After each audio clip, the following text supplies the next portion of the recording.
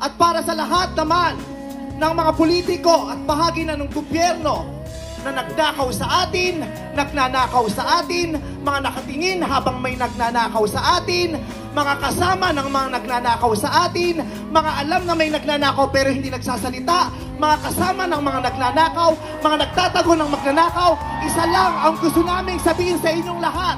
Patawad kay Father, pero putang ina ninyo! Kaputa-putahan ng mga putang ina nyo! Katatapos lang ng misa, pero Panginoon, patawarin nyo kami, pero totoo yan. Ito ang wika ng lahat ng mga Pilipinong ninakawan. Putang ina nyo! Putang ina nyo! Putang ina nyo! Putang ina nyo! Putang ina nyo!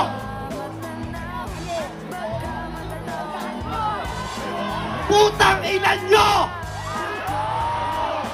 Tapos na ang panahon ng mga mababait at ng mga resilient. Ang mga mababait, ginago. Ang mga resilient, tinarantado.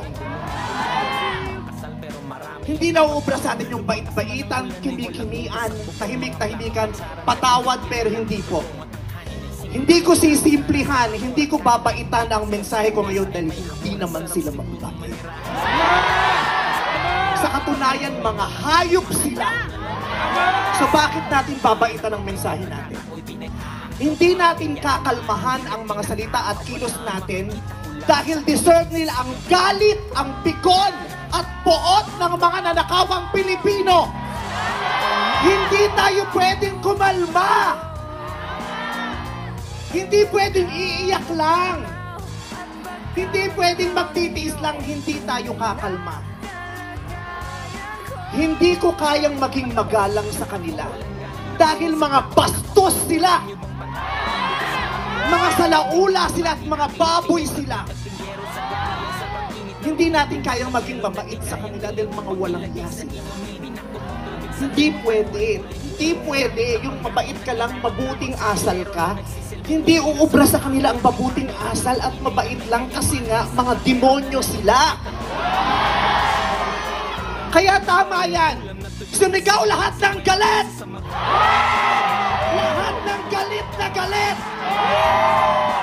Ang hindi matatapos ang galit bukas.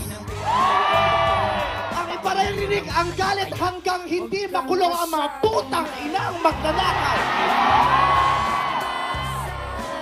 Hindi tayo pwede magalit lang ngayon. Kailangan hanggang bukas, kailangan sa susunod na linggo, kailangan sa susunod na buwan, hanggang umabot ng ilang taon hanggat hindi sila nauubos.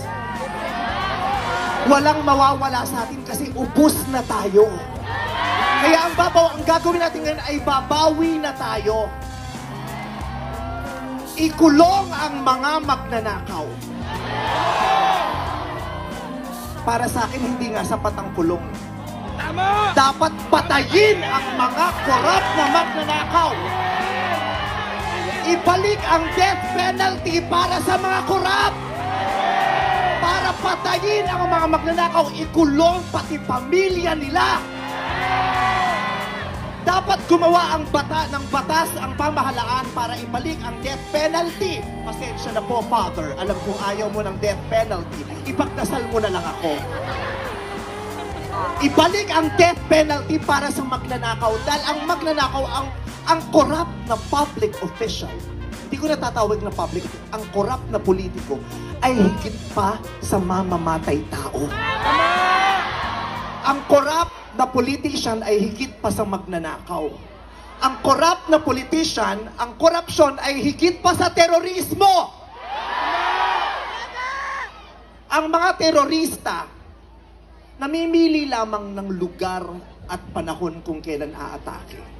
Pero ang mga magnanakaw sa Pilipinas, walang pinipiling araw. Araw-araw nila tayong ninanakawan. At ang inaatake ng mga terorista, yung mga iba ang pananampalataya, iba ang paniniwala, ibang lahi. Pero ang mga korap, kapwa Pilipinong kalahi ang ninakawan.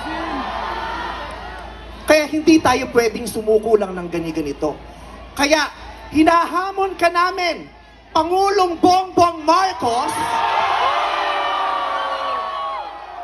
Kung gusto mong magkaroon ng magandang legasiya, ang pangalan mo, ipakulong mo lahat ng magnanakaw. Nakatingin kami sa iyo, Pangulong Bongbong Marcos. At inaasahan ka namin, hindi dahil sa idol ka namin, kundi dahil sinuswelduhan ka namin at inaasahan namin na tutuparin mo ang inuutos naming mga employer mo. Kami ang nagpapasahod sa inyo. Tapos na ang panahon na natatakot tayo sa gobyerno. Takutin natin ang gobyerno dahil ang kapangyarihan nasa sa atin, wala sa kanila. Nakatingin kami sa inyo. Ipakulong. Lahat ipakulong. Bawiin ang mga ari-arian. Bawiin ang mga ari-arian. Pati atay, i-donate. Ibigay ang atay. Pati mata, i-donate. Walang ititira. Kasi nga, hindi tayo pwedeng maawa dahil mga putang ina nila. Maraming salamat sa inyong lahat. Sasamahan namin kayo hanggang mamaya. Isa pa, putang ina nyo! Putang ina nyo! Sobra na, tama na. So